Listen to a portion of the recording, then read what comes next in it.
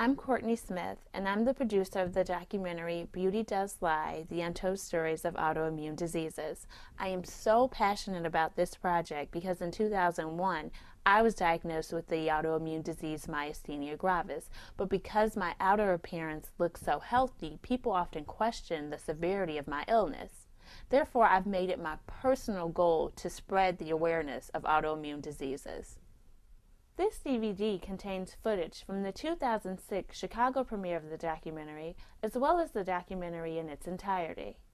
I truly hope that you are educated by what's revealed in this DVD. I also hope that you will join me in spreading the awareness of autoimmune diseases for the 11 million women who are currently suffering from these illnesses that do not have a cure. In the fast-paced America we live in today, people wake up each morning beginning the familiarity of their daily routines. Going to work, running that extra mile, or picking up that last-minute item from the store are done with little difficulty. But for some, this routine is not so familiar. Autoimmune diseases as a group are one of the top 10 leading causes of death for women aged 65 and under. While approximately 15 million Americans suffer from autoimmune diseases, women make up 75% of all autoimmune diagnoses, and African American women comprise a significant amount of these cases. I saw maybe 3 doctors before. The last doctor I saw, he said it sounded like this illness, myasthenia gravis.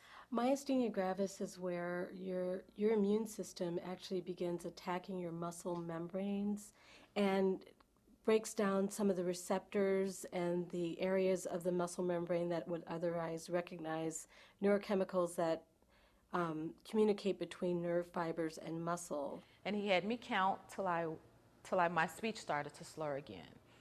And when it started to slur, he gave me a shot of Tensilon, which is an official diagnosis of myasthenia gravis if it works.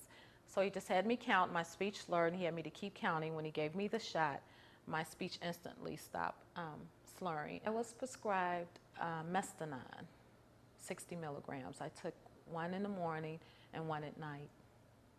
As the disease progressed, they would increase it by one pill, 60 milligrams each time, and I got up to like 9 pills a day. How do patients with autoimmune diseases cope with their diagnosis? It affected me mentally, but I think more so spiritually. I remember I won Miss Kappa Alpha Psi. We had a sweetheart ball, and I won. And I couldn't smile because of the myasthenia gravis. You know, the facial muscles, it just made this distorted look. So I had to walk down the aisle and take my walk just covering my face so that they couldn't tell that I was not smiling. And I didn't want to walk down the aisle like that because they didn't know what my problem was. And I got pregnant with my oldest daughter now, who's 18. And I didn't know, like I said, my mother kept a lot of the information from me because she didn't want me to, you know, be upset and just really know how serious it was because she figured she had a handle on it.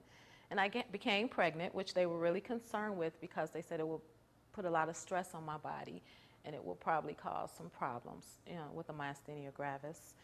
And I remember my parents being there and my mother crying, but I'm thinking my mother's crying because she's happy, you know, I'm having a baby and, you know, she has a grandchild on the way.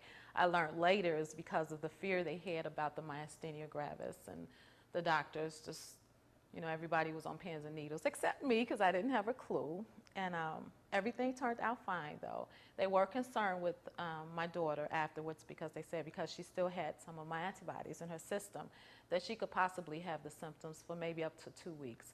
She was fine, had no problems, but everything worked out, and I stayed in remission. Sometimes you question and you ask why me? You think this big old world, and it was such a rare disease.